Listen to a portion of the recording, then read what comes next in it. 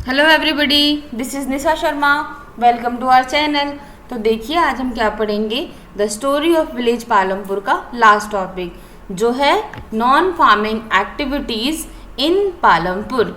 ठीक है, कि फार्मिंग को छोड़ के और कौन सी एक्टिविटीज़ थी जो पालमपुर में हो रही हैं। ठीक है, अदर देन फार्मिंग एक्टिविटीज़ कौन कौन सी हैं। ठीक है, तो बहुत सारी हैं फार्मिंग के अलावा, लेकिन फार्मिंग जो है वो पालमपुर में बहुत ज़्यादा है। मतलब कम से कम 75% जो पैसा आता है वो फार्मिंग से आता है। ठीक है, और अदर देन मतलब 25% जो पैसा आता है वो कहाँ से आता है, नॉन फार्मिंग एक्टिविटी से। ठीक है, तो चलिए पढ़ते हैं। देखिए सबसे पहले हम क्या पढ़ेंगे, explain non farm activities in Palampur. हम इसमें देखेंगे कि नॉन फार्म एक्टिविटीज़ कौन कौन सी थी पालमपुर में। ठीक है, तो फार्मिंग को छोड़ के बहुत सारी और ऐसी एक्टिविटीज़ थी जो पालमपुर में हो रही थी। ठीक है, तो देखो सबसे पहला कौन सा है हमारा, डेयरी प्रोडक्ट। मतलब एनिमल्स के जो भी मिल्क थे या फिर मिल्क का कोई प्रोडक्ट है वो क्या करते थे, सारे पर्सन्स ले जाके डेयरी पर सेल कर देते थे, जिससे क्या होता था, उन लोगों के पास पैसे आ जाते थे, जिससे भी उनके पास मनी आ जाती थी, उनका घर चलता था। ठीक है, नेक्स्ट कौन सा है, स्मॉल स्केल मैन्युफैक्चरिंग इन पालमपुर। ठीक है, अब यहाँ पे बहुत बड़ी बड़ी कंपनी नहीं बनती थी, बहुत बड़ी बड़ी मैन्युफैक्चरिंग नहीं होता था, कुछ बहुत बड़ी बड़ी मशीनें नहीं बनती थी। ठीक है, लेकिन यहाँ पे एक स्मॉल लेवल पे मैन्युफैक्चरिंग का काम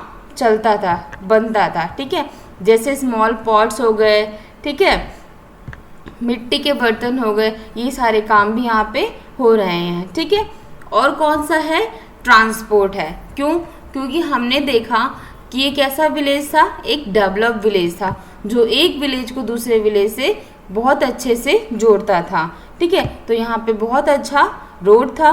ठीक है, तो यहाँ पे ट्रांसपोर्ट भी डेवलप कर रहा था। ठीक है, और क्या है हमारा, शॉपकीपर इन पालमपुर। ठीक है, यहाँ पे पालमपुर में शॉपकीपर्स भी थे, बहुत बड़े बड़े नहीं थे लेकिन छोटे लेवल पे थे, जो कि आसपास के गांव से क्या करते थे, गुड्स परचेज करते थे और इस गांव में सेल कर देते थे। ठीक है, तो हमने देखा कि फार्मिंग को छोड़कर भी बहुत सारी ऐसी एक्टिविटीज़ थी जो यहाँ पर हो रही हैं। ठीक है, तो हम एट लास्ट क्या कंक्लूड कर सकते हैं, सबसे पहले बात कि फार्मिंग यहाँ का कैसा है, मेन एक्टिविटी है।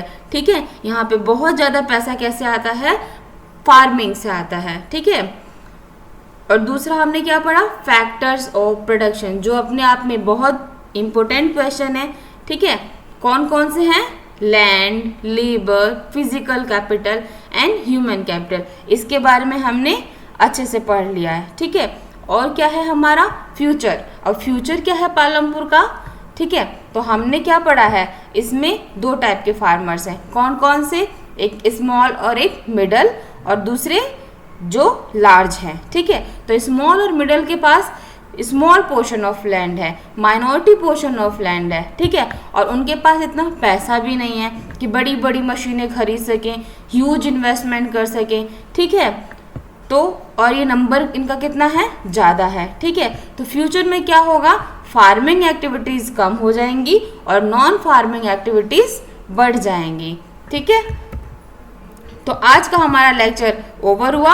अगर आपको अच्छा लगा हो तो please like, share and subscribe करें, और अगर आपको पीडीएफ की रिक्वायरमेंट हो तो मैंने डिस्क्रिप्शन में लिंक शेयर कर दिया है, you can download from there. Thank you so much.